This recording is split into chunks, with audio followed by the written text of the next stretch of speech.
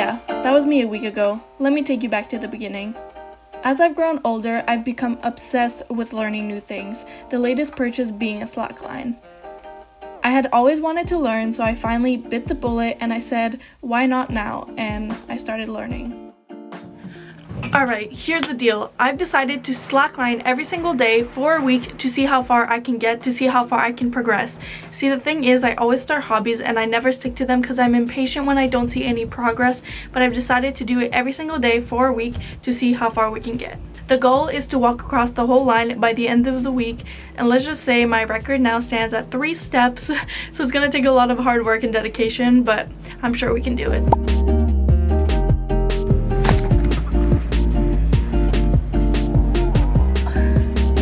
Yeah, it wasn't going too well.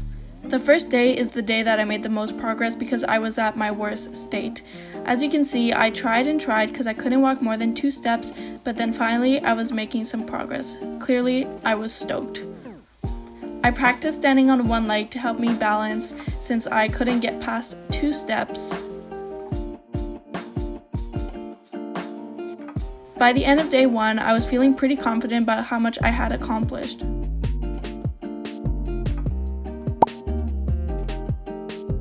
Day 2 was actually harder than day 1 because it felt like I was completely starting over. It felt like all the progress I had made from the previous days were simply wiped away and I was starting from scratch. By the end of the day, I felt a little bit defeated for having not progressed as much as I would have liked to.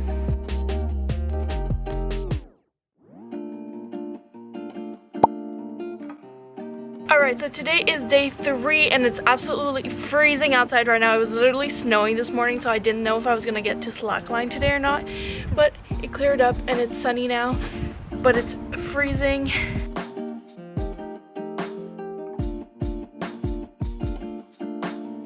Day 2 was by far the hardest day of the whole week.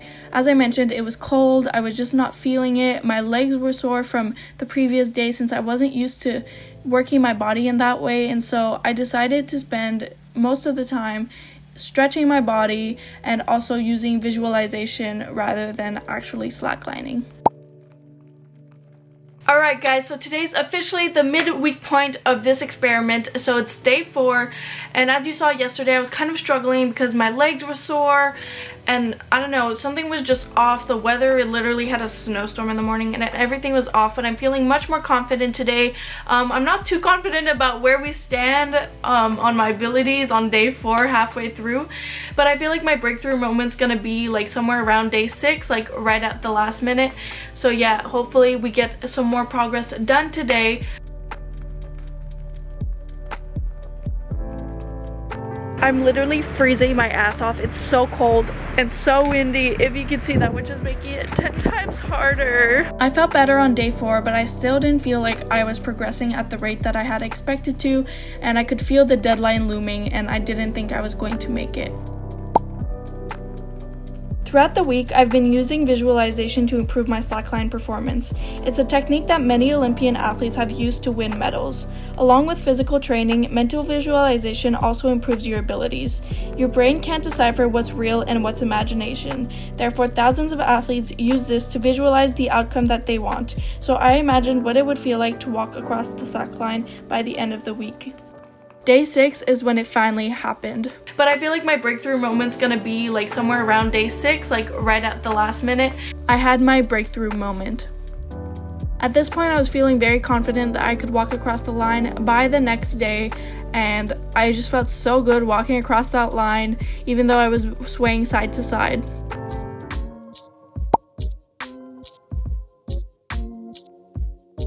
Day 7 was beyond exciting because I had finally walked across a good length of the line. Now, I didn't walk across the whole thing because, as you can see, the distance between the 2 trees is so wide, but I did walk the farthest I had ever done.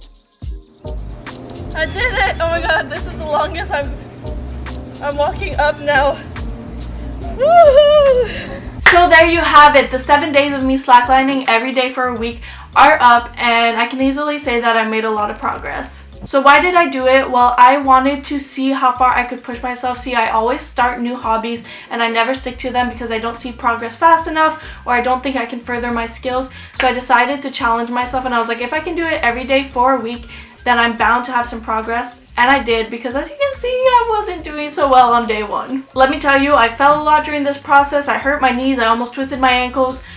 It was a lot of work. So what did I do to get better at my slacklining? Well, I practiced standing on the slackline with one leg, and I did it with both legs, even the one that felt uncomfortable, just so I can be able to get on using either or. It's kind of like in snowboarding where a goofy rider would ride natural just to get better at that, and it improves your riding overall. The next thing I did was to pick a focus point straight ahead rather than looking down at my feet, because I heard somewhere that if you look straight ahead while trying to balance, then it helps keep you balanced, and it definitely worked. When I picked a focus point, there's like one little point on each side of the trees that I like always stare at while doing it, and it helped so much, and now I can walk across while looking at those points. And one of the last things I did was visualization, as I talked about earlier in the video, but it's something that so many athletes use, and I definitely recommend it, whether it be for sports or anything in your life. Visualization is so important, and it actually works.